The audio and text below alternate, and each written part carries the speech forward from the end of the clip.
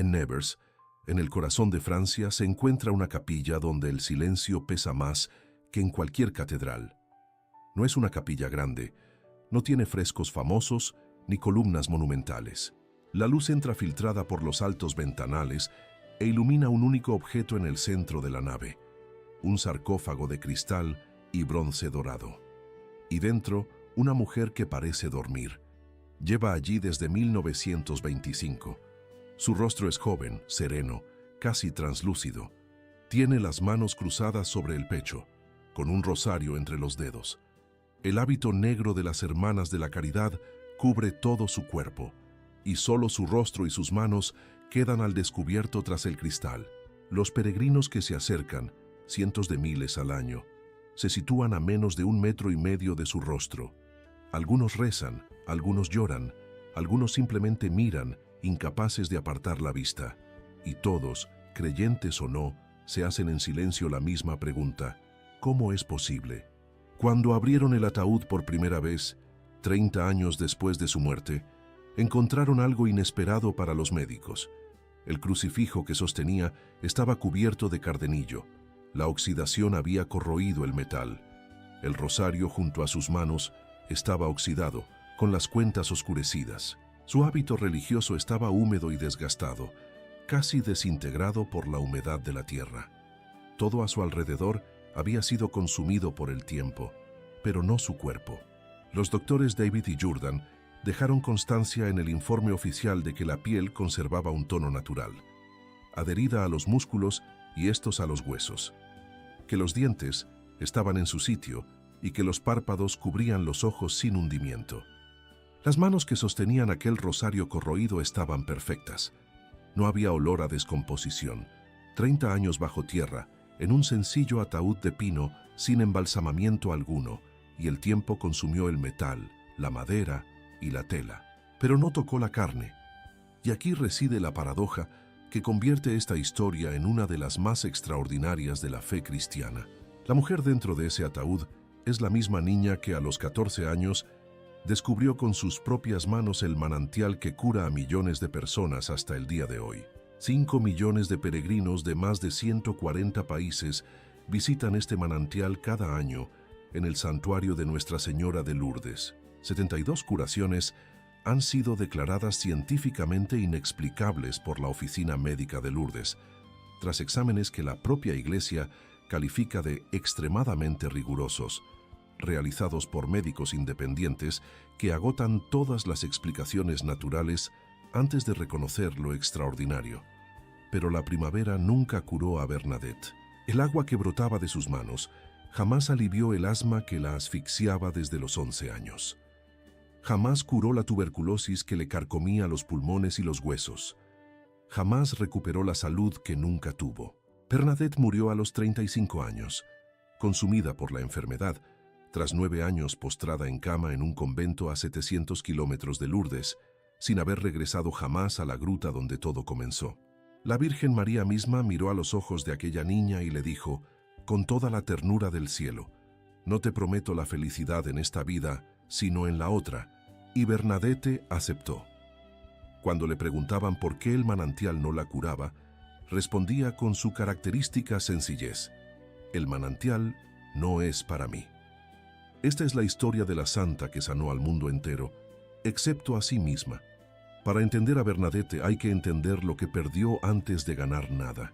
Marie Bernard de Soubirous nació el 7 de enero de 1844 en el Moulin de Boly, un molino harinero a orillas de un afluente del río Gave de Pau, en la pequeña ciudad de Lourdes, en los Pirineos franceses.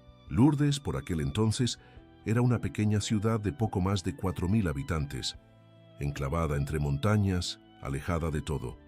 Su padre, François Soubirous, y su madre, Louise Castereau, se habían casado por amor un año antes. El molino prosperaba. La familia era respetada y Bernadette, la hija mayor, bautizada 2 días después en la iglesia de San Pedro, creció durante los primeros 10 años de su vida rodeada de cariño y estabilidad. Era la heredera de un negocio familiar que llevaba generaciones en funcionamiento. Entonces todo se derrumbó. La revolución industrial llegó a los Pirineos. Los molinos a vapor dejaron obsoletos a los molinos artesanales de la noche a la mañana. François, un buen molinero pero un pésimo administrador, acumuló deudas y perdió el Moulin de Boly en 1854. Bernadette tenía 10 años. La familia comenzó a desmoronarse. De molino en molino, de casa en casa, cada una más pequeña, cada una más oscura, cada una más fría. El padre empezó a trabajar como jornalero en panaderías y empresas de transporte, aceptando cualquier trabajo que se le presentara. La madre lavaba ropa para los vecinos y limpiaba casas. De los 9 hijos que Luis daría a luz, 5 morirían en la infancia, 3 antes de cumplir 1 año. La muerte acechaba a esa familia como una sombra. En 1855, una epidemia de cólera asoló el suroeste de Francia. Bernadette, a los 11 años, contrajo la enfermedad. Sobrevivió, pero el cólera le dejó secuelas que la acompañarían hasta su muerte. Un asma crónica y grave que le impidió desarrollarse con normalidad. Cada invierno era una dura prueba. Cada noche fría le provocaba asfixia. Cada respiración era una lucha. A los 14 años, Bernadette medía 1,40 m. Tenía el tamaño de una niña de 10 años. En 1857, la familia tocó fondo. François aceptó una oferta del primo de su esposa: vivir gratis en un lugar llamado Le Cachot, la mazmorra. Era la celda de castigo de una prisión abandonada. Las autoridades habían declarado el lugar insalubre para albergar prisioneros, y allí, donde la justicia se había negado a retener a los criminales, ahora vivía una familia entera. 16 metros cuadrados, sin agua corriente, sin ventilación. El techo bajo, las paredes manchadas de humedad, el frío suelo de piedra. La única ventana daba a un patio donde se acumulaba estiércol animal y el olor se filtraba por la rendija a cualquier hora del día o de la noche. Allí 6 personas dormían, comían, rezaban y respiraban el aire húmedo y fétido que agravaba el asma de Bernadette cada noche de invierno. Cuando la temperatura bajaba de 0, no podía dormir. Pasaba las noches sentada, intentando respirar el aire que sus pulmones rechazaban. Sin embargo, quienes conocían a la familia Soubirous los recordaban como personas cariñosas. Un pariente de Luis dijo que era una buena cristiana, bondadosa y muy trabajadora. La desgracia no destruyó el afecto, simplemente lo rodeó de todas las maneras posibles. Pocas semanas después de mudarse a Cachot, François fue arrestado. Un panadero lo acusó de robo. Pasó una semana en la cárcel antes de ser liberado por falta de pruebas, pero la humillación perduró. El antiguo molinero, que en su día había tenido su propio negocio, era ahora un presunto ladrón que vivía en una celda que el sistema judicial consideraba indigna de un criminal. Para aliviar la carga de la familia, una boca menos que alimentar, Bernadette fue enviada al pueblo vecino de Bartres, al cuidado de Marie Laguesse, su antigua nodriza. Allí, pastoreaba ovejas en los campos durante el día, cuidaba de los 5 niños de la casa e intentaba aprender el catecismo por la noche. Pero había un problema que parecía insuperable. Bernadette solo hablaba el dialecto occitano, la lengua de los Pirineos, y el catecismo se impartía en francés. Las palabras no se le quedaban grabadas en la memoria. Las respuestas eran confusas. Las lecciones terminaban en gritos y lágrimas. Una vez, Madame Laguesse arrojó el libro del catecismo al otro lado de la habitación y le gritó a la niña que lloraba: «Nunca aprenderás nada». Bernadette solo deseaba una cosa: hacer su primera comunión, recibir a Jesús en la Eucaristía, pero no sabía leer ni escribir, y el catecismo en francés era un muro infranqueable. Por la noche, a solas, repetía de memoria las pocas fórmulas que conocía. Por la mañana los campos y las ovejas, por la noche las palabras que se le escapaban. Era una vida circular, sin un horizonte visible. En enero de 1858 convenció a su padre para que la dejara regresar a Lourdes. Volvió a Cachot, a la humedad, al frío, al olor a estiércol, pero también a su familia y a los sacerdotes que podían enseñarle el catecismo a su propio ritmo. El abad Pomian, vicario de Lourdes, accedió a prepararla. Bernadette finalmente comenzó a aprender.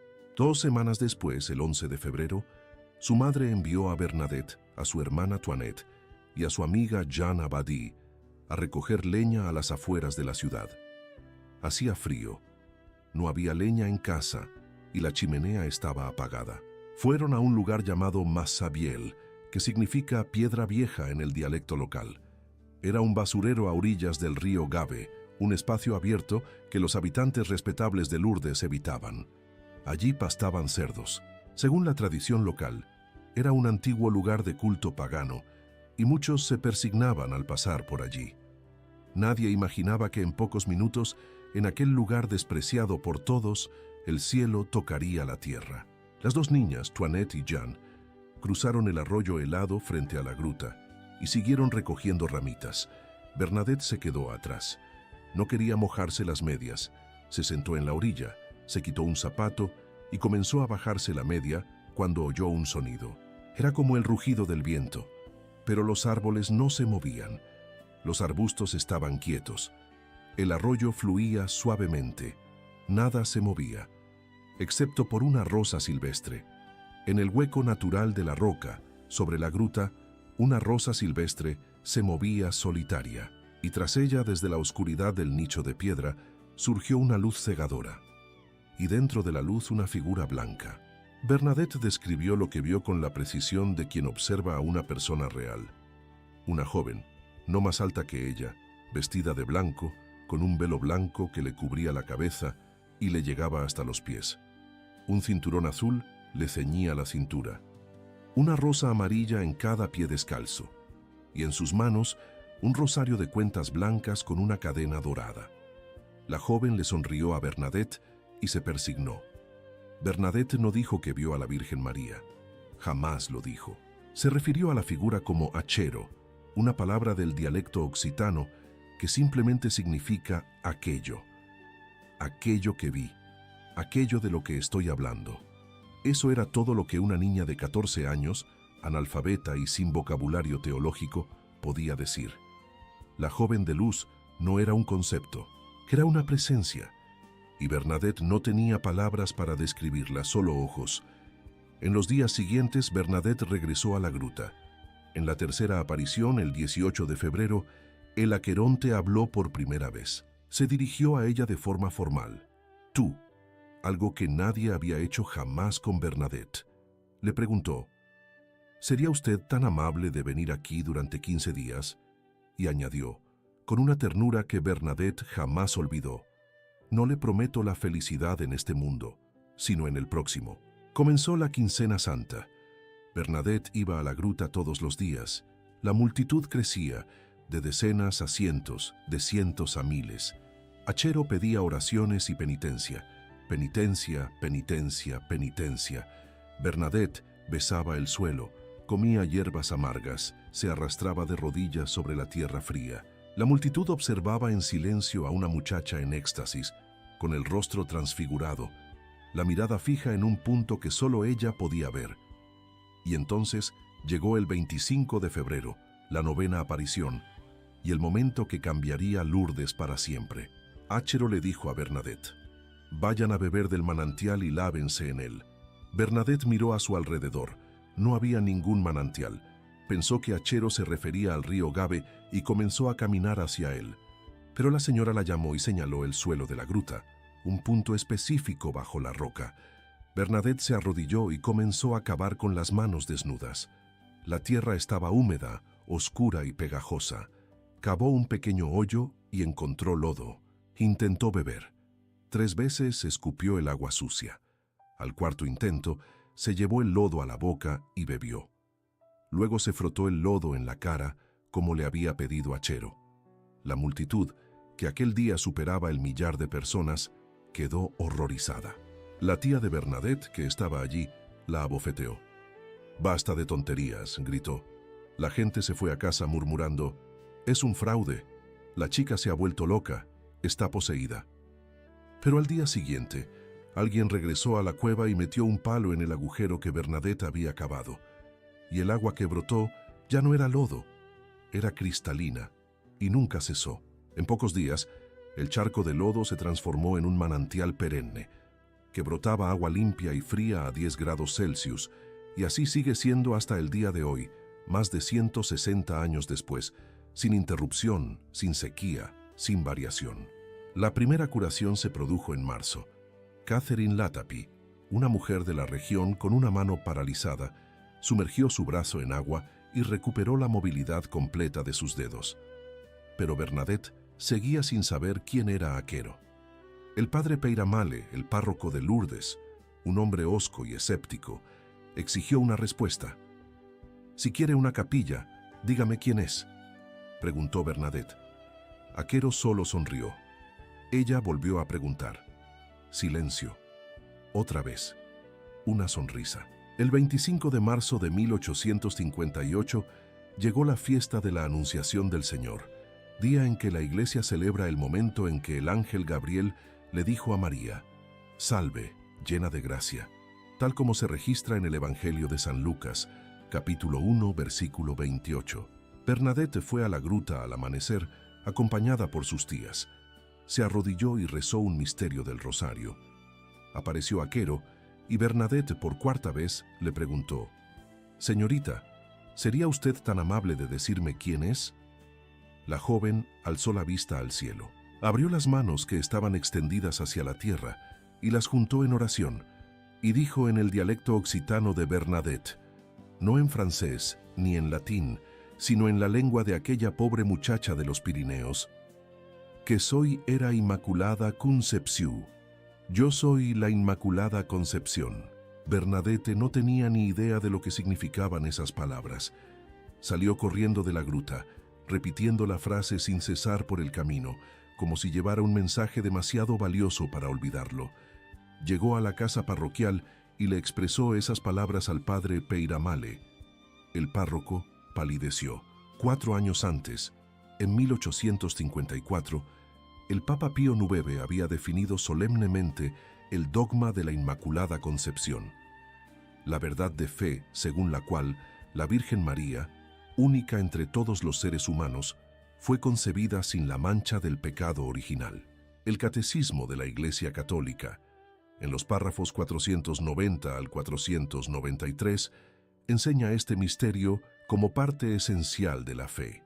Y el padre Peyramale sabía que Bernadette, aquella muchacha que no podía memorizar el catecismo en francés, que apenas sabía leer, que jamás había escuchado una lección de teología, acababa de pronunciar, sin temblar ni comprender, el término teológico más preciso y reciente del magisterio de la Iglesia. Ella no pudo haberlo inventado. No sabía lo que significaba. Nadie en su familia, nadie en la escuela, nadie en el pueblo le había enseñado esa expresión. Sus padres, maestros e incluso el propio padre Peyramale testificaron más tarde que Bernadette nunca había oído el término Inmaculada Concepción antes de ese día. Bernadette fue simplemente la mensajera. El mensaje era más importante que ella, y el mensajero pagó un alto precio por entregar el mensaje. Desde las primeras apariciones, las autoridades civiles intentaron silenciarla. El comisario Jacomet la interrogó con dureza, tratando de que se contradijera. El fiscal imperial Vital Dutour la citó a su despacho y amenazó con arrestarla si no dejaba de ir a la gruta. Pero Bernadette, aquella niña que no podía memorizar el catecismo, mantuvo su testimonio idéntico, palabra por palabra, sin añadir ni quitar nada, ante cada interrogador. El obispo de Tarbes, en la carta pastoral que reconocía las apariciones, destacó la sencillez, la franqueza, la modestia de esta niña y la fuerte convicción de sus respuestas. No exageraba, no dramatizaba, no inventaba. Cuando el Aqueronte no aparecía, y esto ocurrió 2 veces durante la Quincena Santa, Bernadette simplemente decía: no había ido, sin excusas, sin explicaciones, sin teatralidad. Y cuando intentaron sobornarla, con regalos, con ofertas de dinero, con promesas de bienestar, la respuesta siempre fue la misma: quiero seguir siendo pobre. En total, el Aquero se apareció 18 veces a Bernadette, desde la primera visión el 11 de febrero hasta la última el 16 de julio, fiesta de Nuestra Señora del Monte Carmelo. Durante la última aparición, las autoridades habían rodeado y acordonado la gruta. Bernadette tuvo que mirar desde la otra orilla del río, y después dijo, nunca la había visto tan hermosa. Las apariciones cesaron el 16 de julio de 1858, día de la fiesta de Nuestra Señora del Monte Carmelo. En total fueron 18. Una comisión canónica investigó los hechos durante 4 años, y en 1862, el obispo Lawrence de Tarbes declaró oficialmente que la Virgen María se había aparecido a Bernadette Soubirous. Pero el reconocimiento no trajo la paz a Bernadette, trajo multitudes. Curiosos, periodistas, devotos, escépticos, todos querían ver a la vidente, querían que tocara sus rosarios, que bendijera sus objetos. Bernadette se negó con un ingenio agudo que sorprendió a quienes esperaban encontrar a una mística etérea. Cuando le acercaban rosarios para que los tocara, respondía, no llevo estola. Cuando intentaban venderle sus medallas, las rechazaba, no soy comerciante. Y cuando vio imágenes de sí misma vendiéndose por 10 monedas, comentaba con ironía, 10 monedas, eso es todo lo que valgo. La fama era una carga que Bernadette no quería llevar. En 1866, a los 22 años, tomó la decisión que marcaría el resto de su vida. Ingresó en las Hermanas de la Caridad de Nevers, una congregación situada a más de 700 kilómetros de Lourdes. La distancia era intencionada. Bernadette quería desaparecer. «Vine aquí para esconderme», dijo al llegar al convento de San Gildardo. La Madre Superiora le preguntó qué sabía hacer. Bernadette respondió, «Nada muy útil». Al día siguiente de su llegada, las superioras le pidieron que relatara las apariciones ante toda la comunidad reunida. Bernadette obedeció, y entonces llegó la orden que duraría hasta el final. No volver a hablar del tema jamás. 15 años de vida religiosa, y a Bernadette se le prohibió mencionar aquello que la había marcado. La maestra de novicias, Madre Marie-Thérèse Bossu, trató a Bernadette con una severidad que iba más allá de la disciplina ordinaria. Bossu provenía de una familia noble y quizás le molestaba que las mayores gracias del cielo hubieran recaído sobre una campesina analfabeta. Acusó a Bernadette de vanidad. Cuando un dolor crónico en la rodilla la obligó a cojear, Bossu dijo que Bernadette cojeaba a propósito para que la reconocieran entre las monjas. En una ocasión declaró que Bernadette no servía para nada. Jamás le brindó el afecto que prodigaba a las demás novicias. Bernadette sufrió profundamente por esto. Era sensible, ingeniosa y llena de vida. Tenía un talento natural para cuidar a los enfermos y un sentido del humor que alegraba a las hermanas durante los momentos de recreo. Pero la frialdad de Bossu era una herida que no cicatrizaba. Durante un retiro espiritual, Bernadette escribió en sus cuadernos: «Trabajar para ser indiferente a todo lo que mis superiores o compañeras digan o piensen de mí. Vivir solo para Dios en todas partes, siempre». El apóstol Pablo escribió en la segunda carta a los Corintios, capítulo 12, versículos 9 y 10, «Mi gracia os basta, porque mi poder se perfecciona en la debilidad». Bernadette vivió estas palabras en carne propia. Durante los primeros 6 años en el convento, trabajó como auxiliar de enfermería y luego como sacristana, bordando manteles de altar y vestimentas con una delicadeza que las monjas admiraban. Durante los últimos 9 años, la tuberculosis y el asma la consumieron lentamente. Ella llamaba a la enfermedad mi trabajo. El 16 de abril de 1879, miércoles santo, Bernadette falleció en la enfermería de la Santa Cruz, en el convento de San Gildard. Tenía 35 años. Estaba rezando el rosario. En sus últimas horas, consumida por el dolor, dijo: «Todo esto es bueno para el cielo». Y sus últimas palabras fueron: «Santa María, Madre de Dios, ruega por mí». Cuando se difundió la noticia, la gente acudió en masa al convento gritando: «La Santa ha muerto, la Santa ha muerto». Las puertas de la capilla permanecieron abiertas durante 2 días enteros. Los obreros colocaron sus herramientas sobre las manos de Bernadette.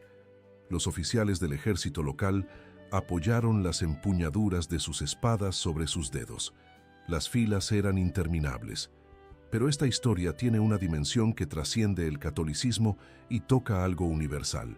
82 años después de la muerte de Bernadette, en 1940, un escritor judío llamado Franz Werfel huía de los nazis con su esposa Alma, la viuda del compositor Gustav Mahler.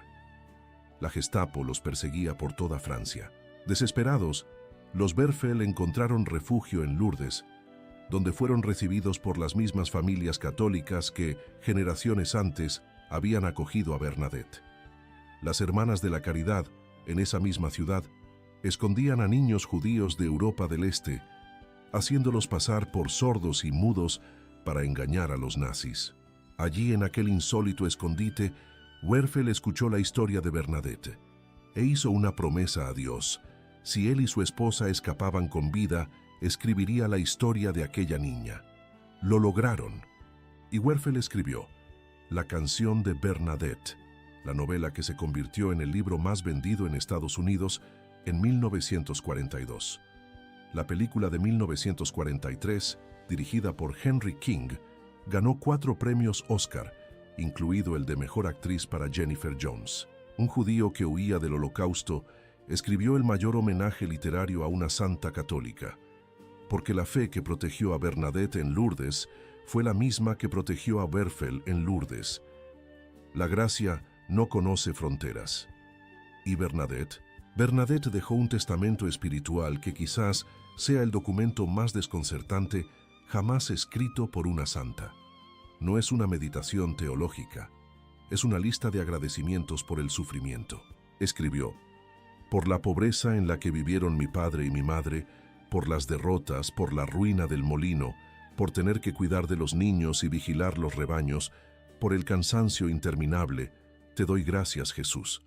Y continuó: por el hecho de que la madre Josefa dijera que yo no servía para nada, te doy gracias. Por la dureza de la voz de la superiora, por las injusticias, por la ironía, por el pan de la humillación, te doy gracias. No hay amargura en estas palabras. Hay algo que solo la fe puede explicar. Una gratitud genuina por el sufrimiento. Porque Bernadette comprendió, quizás mejor que cualquier teólogo, que la promesa de la Virgen no era una condena, sino una invitación. No en esta vida, sino en la otra. Y ella aceptó. Hasta el final. Bernadette fue enterrada en la capilla de San José, dentro del convento de Nevers.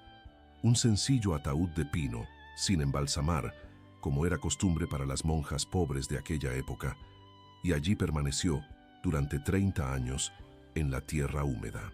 En 1909, como parte del proceso de beatificación, el obispo de Nevers ordenó abrir el ataúd. 2 médicos, los doctores David y Jordan, y una monja de la comunidad, testificaron. Lo que encontraron dentro de aquel ataúd de madera podrida era difícil de explicar. El crucifijo estaba cubierto de cardenillo. El rosario estaba oxidado y corroído.